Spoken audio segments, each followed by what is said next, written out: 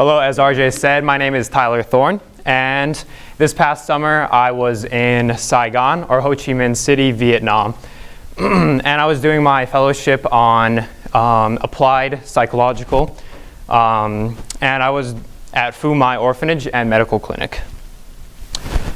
So this clinic is actually part of the public hospital in the city that I was in, and the purpose of this clinic is to assist in the rehabilitation and care of children and young adults with both mental and physical disabilities, and with the end goal of helping them become more independent.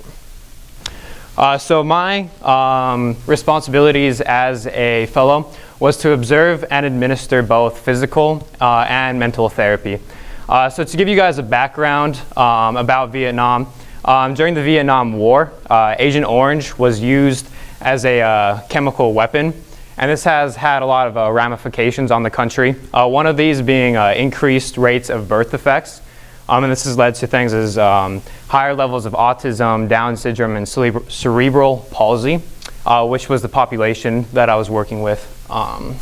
So I learned different therapy techniques to deal with these population groups, and I administered therapy to the group. So in the beginning, I worked hand in hand with physical and speech therapists, and eventually led my own therapy groups and worked individually with patients. And there was 5 therapy types that we focused on. So physical therapy, speech therapy, developing proper social interactions, cognitive development, and self-sufficient eating. So overall, this experience was amazing, and it really benefited the children.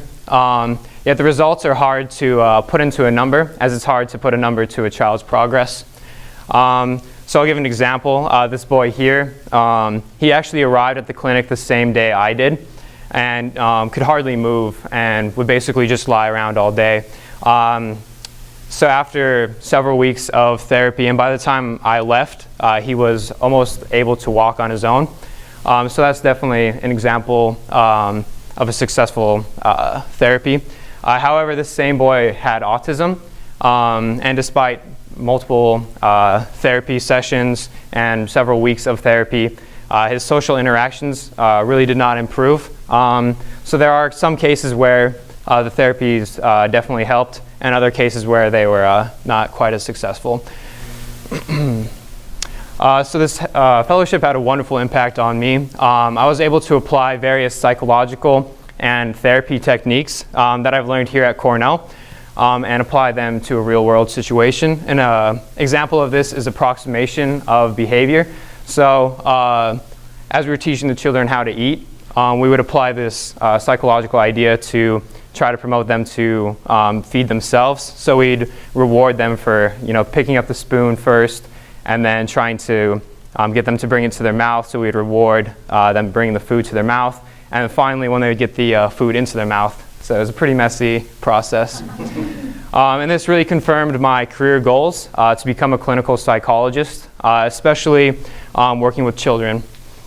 Personally and interpersonally, I grew. I developed communication skills, teamwork, and interpersonal skills in a multicultural setting. And I also got to experience the environment of a clinical psychologist. And I really grew to care for these children.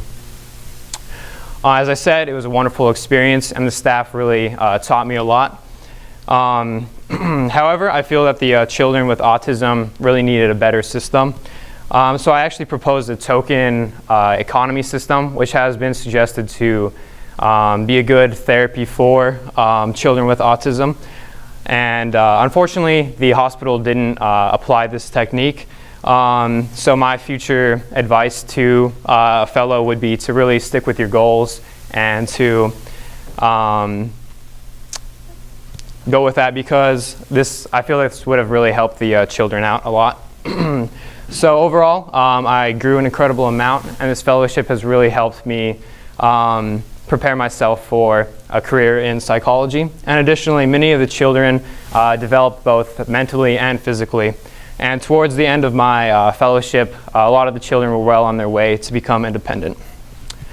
So I'd like to thank all the donors who made this fellowship possible. And it was in honor of Reverend Richard Keeler. I'd also like to thank my faculty sponsors, Dr. Sue Astley and Dr. Melinda Green, and all the therapists who worked with me, and everyone else who helped me along in this process. All right, thank you for your time. Enjoy the rest of the presentations. Thanks, Tyler. Thank you.